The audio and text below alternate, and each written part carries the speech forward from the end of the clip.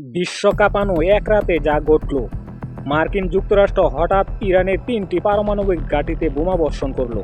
একটি নিঃশব্দ রাতেই আমেরিকা হামলা চালায় ইরানের বুকের উপর। ৩টি পারমাণবিক স্থাপনায় পড়ল বোমা। এটি শুধু একটি দেশ নয়, পুরো মুসলিম বিশ্বের বুকে আঘাত। ইরানও চুপ থাকেনি, মাত্র কয়েক ঘন্টার মধ্যেই পাল্টা জবাব দিল।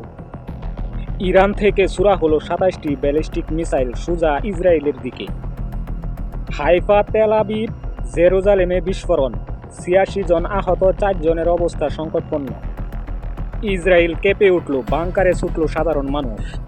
বিশ্ব এখন যুদ্ধের মুখে দাঁড়িয়ে। জাতিসংঘ, ইউরোপ সবাই বলছে শান্তি দরকার। কিন্তু সত্যি কি শান্তি আসবে নাকি আরো বড় যুদ্ধ? আল্লাহ বলেন, যখনই তার আগুন জ্বালাতে চায় যুদ্ধের, আল্লাহ তা নিভিয়ে দেন। সূরা মায়েদা আয়াত ৬৮। এই আগুন যেন ছড়িয়ে না পড়ে সারা দুনিয়ায়। আমাদের করণীয় কি? বেশি বেশি দোয়া করা, সংবাদ বুঝে দেখা, উম্মাহর জন্য দোয়া করা।